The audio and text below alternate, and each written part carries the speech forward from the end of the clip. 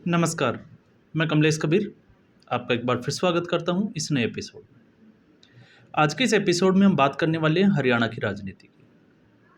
हरियाणा में पिछले 10 दिन से अगर हम देखें तो माहौल जो है वो बहुत कुछ कह रहा है और राजनीतिक जो तस्वीर है अब वो बदलती हुई नज़र आ रही है। और ऐसा मैं क्यों कह रहा हूँ? ऐसा इसलिए क्योंकि एक समय तक कांग्रेस पार्टी लग रहा था कि हरियाणा में सरकार बनाने में कामयाब हो जाएगी, लेकिन पिछले 10 दिन का जो घटनाक्रम हुआ उसके बाद से हरियाणा की जो राजनीतिक तस्वीर अब उसमें कांग्रेस पार्टी जो है वो पिछड़ते हुए नजर आ रही है। विस्तार से अगर हम समझें तो आपको पता होगा, सबसे पहले हम बात करेंगे राहुल गांधी की। राहुल गांधी कांग्रेस पार्टी के स्टार प्रचारक अब तक चुनाव की जो रैलियां थी उससे नादारद रहे। उसके पीछे की बड़ी वजह हम उसकी भी चर्चा करेंगे, लेकिन राहुल गांधी की अमेरिका यात्रा और उसी के बाद से कांग्रेस बैकफुट पे। और ऐसा मैं इसलिए कह रहा हूँ, सबसे पहला कारण हर कांग्रेस पार्टी के पिछड़ने का, तो सबसे बड़ा और पहला कारण था राहुल गांधी ने जाते समय एक बात बोली थी और 3 सदस्यीय कमेटी बनाई थी कि कांग्रेस पार्टी को आम आदमी पार्टी के साथ गठबंधन करना है। खुद अमेरिका चले गए, बात नहीं बनी। और उसके बाद अरविंद केजरीवाल का जेल से बाहर आना, तो एक कारण ये है। ऐसा क्यों? क्योंकि इससे पहले हम एक वीडियो में बात कर चुके हैं, तो इस वीडियो में ज़्यादा खुलकर बात उस पर नहीं कर पाएंगे मुद्दे पे।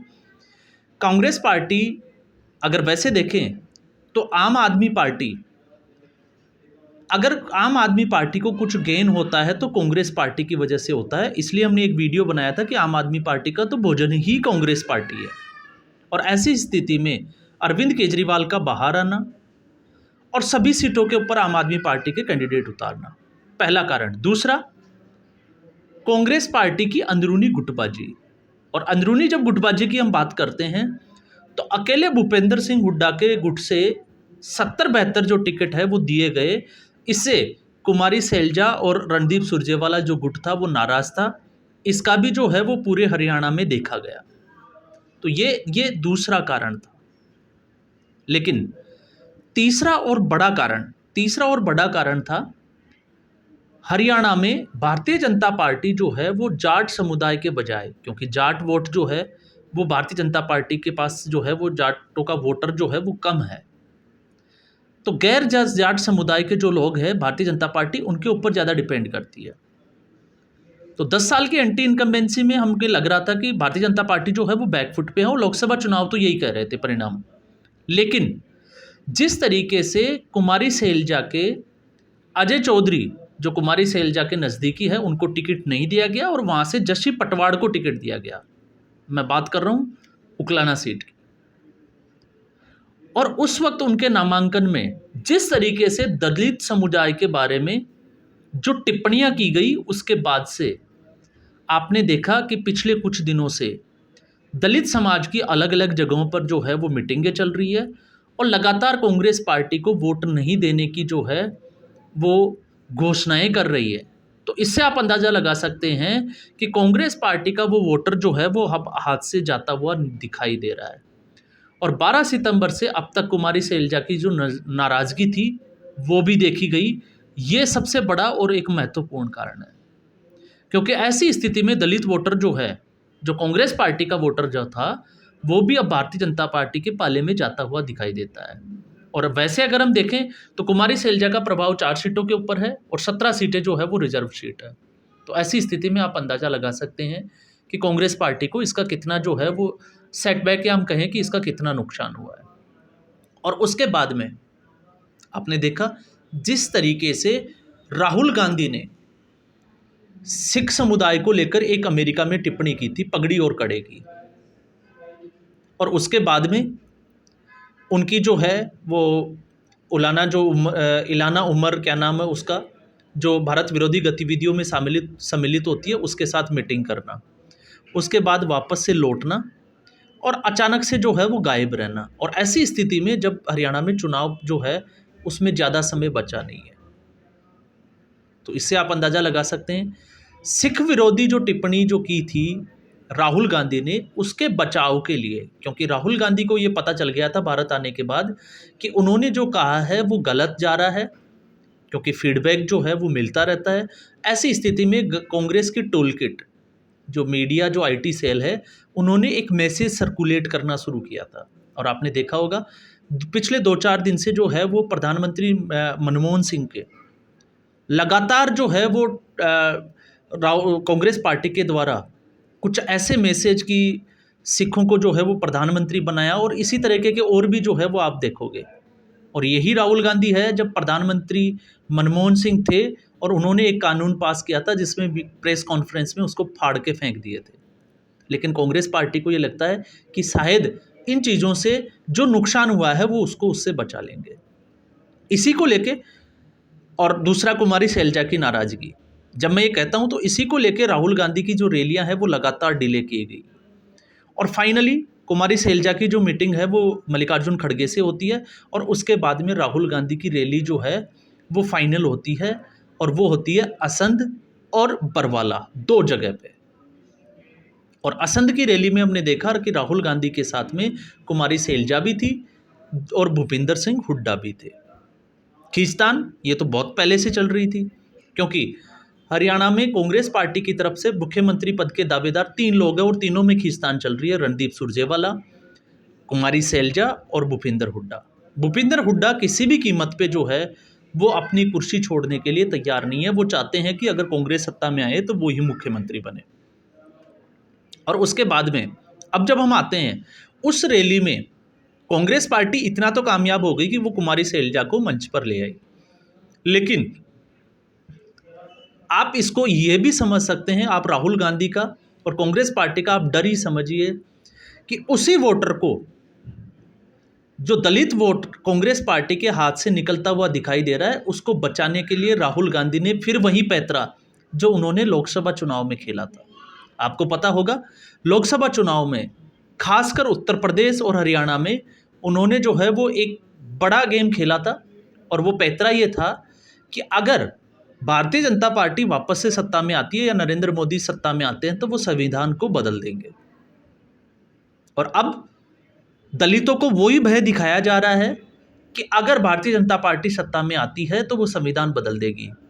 तो अगर भारतीय जनता पार्टी को संविधान बदलना है तो केंद्र में भारतीय जनता पार्टी की सरकार है, हरियाणा से उसको क्या फ़र्क पड़ेगा। ये जो है वो शायद लोगों को समझना चाहिए, या फिर कांग्रेस पार्टी इसको समझना नहीं चाहिए। लेकिन एक दूसरा मुद्दा जो गले की फांस बन गया, और वो मुद्दा है आरक्षण का।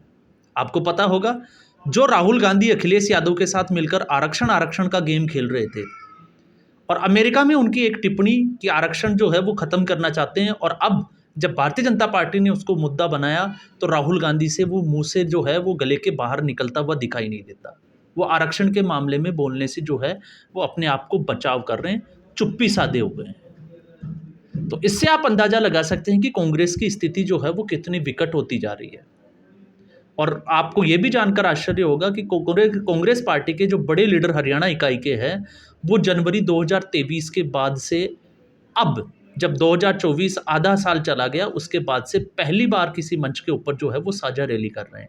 और आप अंदाज़ा लगाइए कि चुनाव में जो है वो 5 से 7 दिन का समय अब जो है वो बचता हुआ दिखाई देता है। तो ऐसी स्थिति में अब आपको शायद अंदाज़ा लग गया होगा कि कांग्रेस पार्टी की स्थिति क्या है। और कांग्रेस पार्टी की ग्राउंड पे अभी भी यही स्थिति बनी हुई है, क्योंकि दलित समाज की जिस तरीके से जो सभाएं चल रही है और उसमें लगातार सीधे तौर से जो है वो टारगेट किया जा रहा है। तो इससे जो है वो भारतीय जनता पार्टी का जो वोटर जो था गैर जाट समुदाय का, वो अब एक तरफा जो है वो जाता हुआ दिखाई देता है। तो अब जो है जो भारतीय जनता पार्टी एक समय लग रहा था कि एंटी इनकम्बेंसी के बाद में जो है वो पिछड़ती हुई दिखाई देती है, और दूसरा किसानों का मुद्दा भी जो है वो अहम हो जाता है। क्योंकि जो किसान आंदोलन हुआ उसमें पंजाब और पंजाब से लगता हुआ राज्य और सीमावर्ती जो विधानसभा क्षेत्र है हरियाणा के, वहाँ के लोग किसान जो है वो किसी भी सूरत में, वैसे अगर आप देखोगे तो वो किसी भी सूरत में भारतीय जनता पार्टी के वोटर तो है नहीं। तो इसलिए हम ये कहें कि भारतीय जनता पार्टी को उससे कोई नुकसान होगा, तो उससे तो कोई नुकसान होने वाली बात जो है वो यहाँ पे दिखाई नहीं दे रही है। लेकिन कांग्रेस पार्टी के लिए समस्या ज़रूर है इन लोगों को लेके, और वो इसलिए है क्योंकि कांग्रेस पार्टी के लिए ज़रूरी हो जाता है कि किसी भी तरीके से हरियाणा का जो रास्ता है वो, या हम कहें कि हरियाणा की सत्ता कांग्रेस के हाथ लगे, और हरियाणा जो है वो रास्ता खोल सके ताकि किसान जो है वो वापस से दिल्ली का घेराव कर सके। उसके ऊपर हम पहले भी एक वीडियो में जो है वो विस्तृत तरीके से बात कर चुके हैं, और फिर हम एक वीडियो में इसके ऊपर बात भी करेंगे कि कांग्रेस पार्टी की जो है वो मंशा क्या है। लेकिन इससे भी बड़ा एक कारण और होता है, और वो कारण बनता है फिर राहुल गांधी के लिए समस्या, और वो है हिंदुत्व। क्योंकि एक बार फिर जैसे ही हिमाचल सरकार के शहरी और विकास मंत्री विक्रमादित्य सिंह, जो वीरभद्र सिंह के बेटे हैं, उन्होंने योगी मॉडल की बात की, और उसके बाद में उनको तुरंत जो है वो दिल्ली कांग्रेस इकाई ने तलब कर दिया। तो इससे आप अंदाज़ा लगा सकते हैं कि किसी भी कीमत में हिंदुओं के खिलाफ जाकर जो है वो बाकी वोटरों को, मुस्लिम तुष्टीकरण की जो वोट की जो नीति है कांग्रेस पार्टी की, वो भी कहीं ना कहीं अब कांग्रेस पार्टी के लिए जो है वो मुसीबत बनती हुई नजर आ रही है। तो ये कुछ कारण है जिससे राहुल गांधी जो है वो देर से तो आए, हम कहें कि लौट के बुद्धू घर को आए, एक कहावत है, लेकिन राहुल गांधी देर से ही आए, हरियाणा में तो पहुंचे, लेकिन पार्टी को बचाने के चक्कर में अब फिर जो है वो संविधान बचाने के ऊपर आ गए। और जब मैं ये कहता हूँ कि संविधान बचाने के लिए, तो ये वही कांग्रेस पार्टी है जिसने सबसे पहले संविधान की हत्या की थी, इमरजेंसी लगाई, और उसी वक्त इमरजेंसी में, क्योंकि उससे पहले तक मैंने आपको पहले भी एक वीडियो में बात की थी कि ना सेकुलर शब्द जो है वो भारतीय संविधान की प्रस्तावना में था, और ना जो है वो सोशलिस्ट शब्द, लेकिन ये किसने ऐड किया था? ये कांग्रेस पार्टी ने ही ऐड किया था। तो कांग्रेस पार्टी ये कहें कि संविधान बचाएंगे या संविधान बदल देंगे, तो ये जो है ये निराधार सी बातें हैं, जो सिर्फ एक राजनीतिक पैंतरा दिखाई देता है, इससे बढ़कर जो है वो ज़्यादा कुछ भी नहीं। तो आज के एपिसोड में बस इतना ही। उम्मीद करूँगा ये एपिसोड आपको पसंद आया होगा। वीडियो पसंद आया लाइक करें, शेयर करें, चैनल ज़रूर सब्सक्राइब करें, और फिर हम एक नए मुद्दे के साथ में हाजिर होंगे। तब तक के लिए नमस्कार, धन्यवाद।